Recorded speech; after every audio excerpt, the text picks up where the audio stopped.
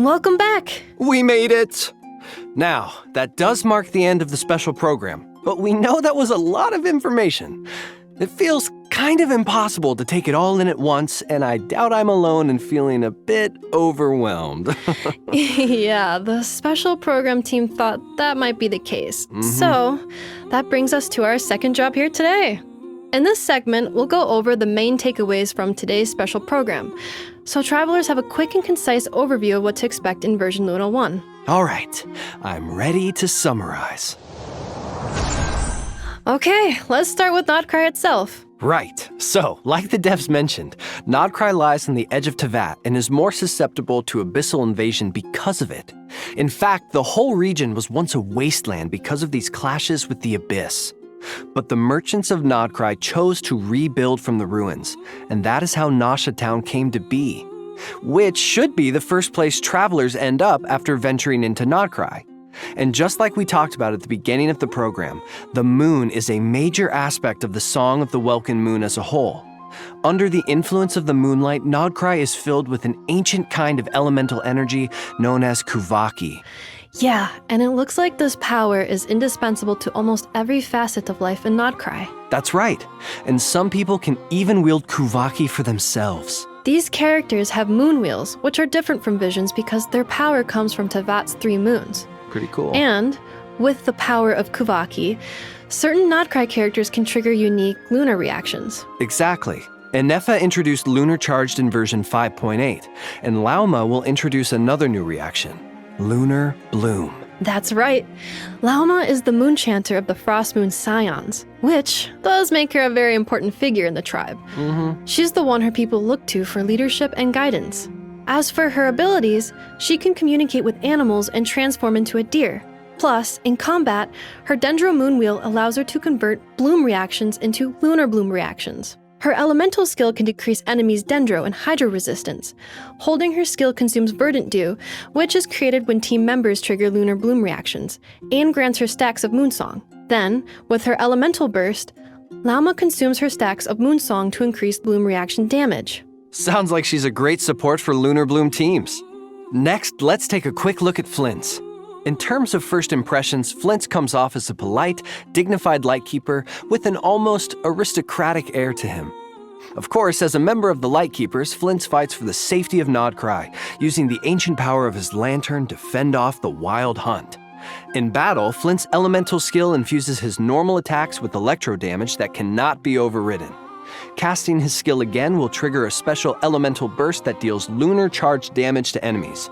And without needing to satisfy any conditions, his normal elemental burst can directly deal lunar charge damage to opponents. Which does make him a strong addition to lunar charge teams. Let's go! Alright, let's move on to the last character coming in the new version. Aino, from the Clink Clank Krumkaki craft shop, right? Yup, Aino is Enefa's creator and the owner of the workshop. She's also a genius inventor. The massive cannon in Nasha Town used to fend off the wild hunt is her creation. Cool. But even geniuses have things they're not so good at. And for Aino, well, that's housework. So Enefa takes care of that for her. That's nice. In battle, Aino's elemental skill allows her to use a gadget to launch forward, dealing AoE hydro damage to surrounding enemies. Then, with her elemental burst, Aino summons a water-spraying mechanism that periodically deals hydro damage to opponents. Whoa, you can't forget the most important thing. All right. Near the beginning of the first act of the Archon quest, A Dance of Snowy Tides and Hoarfrost Groves, travelers will have the chance to meet Aino and invite her to their parties. In other words, travelers can get her for free. That's right. And speaking of, let's talk about how the dev team has revamped these quests, with the goal of adding richer character development into the core narrative. Cool. This means, in the upcoming Archon quests, travelers can look forward to more interactions with the 3 characters we just mentioned, and the ones we'll meet in the future, allowing us to get to know them on a much deeper level. Version Luna 1 is also bringing new content to the open world. Travelers will have the chance to help the new characters, Flint's, Lauma, and Aino, build meeting points in Nod-Krai. At these meeting points, you can chat with characters whenever you feel like it, and learn more about their lives by progressing certain events. Yeah, it's kind of like Traveler's Tales, but a little more fleshed out.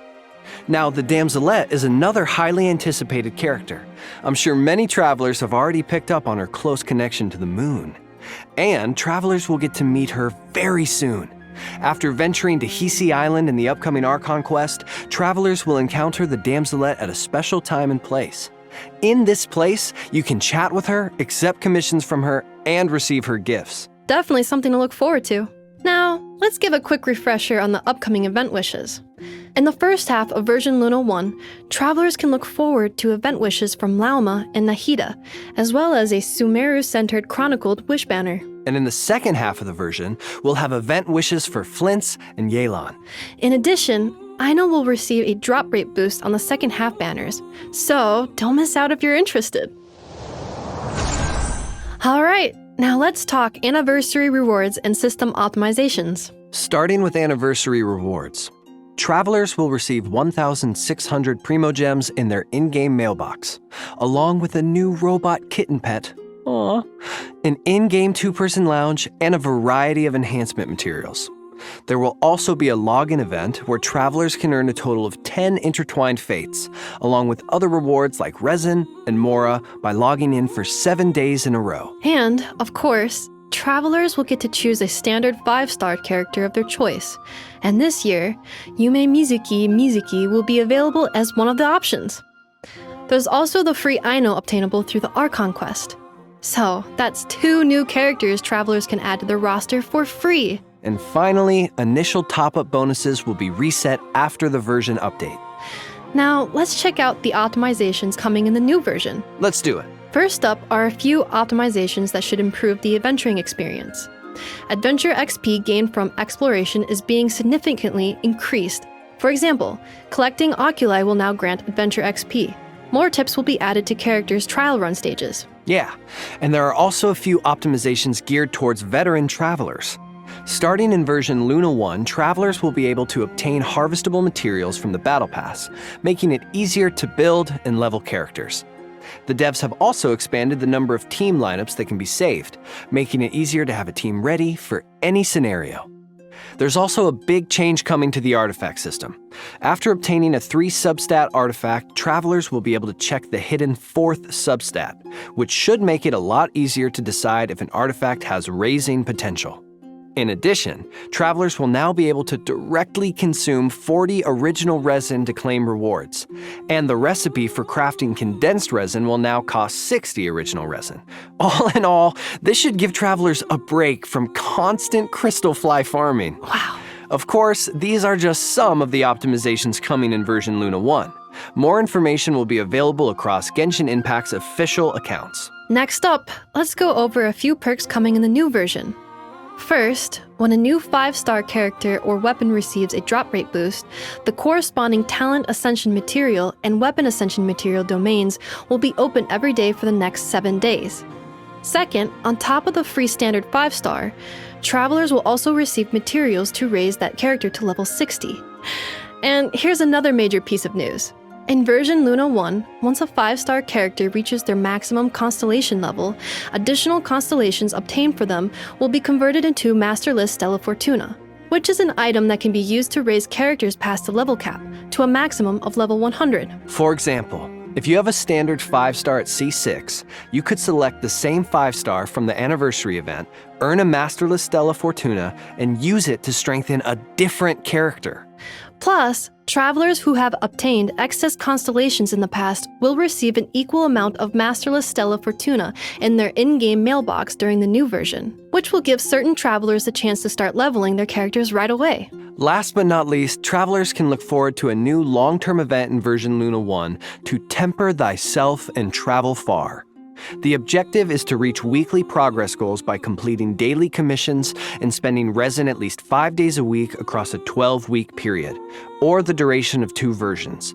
Travelers can earn various rewards for their efforts, including sanctifying elixirs. But most importantly, this event will give travelers the chance to earn a constellation for certain designated 5-star characters.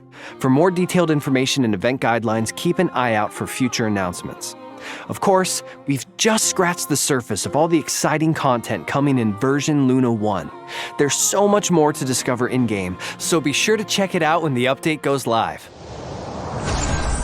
Thanks for sticking with us, travelers. Thanks, everyone, and happy adventuring in Nod-Krai. See you there.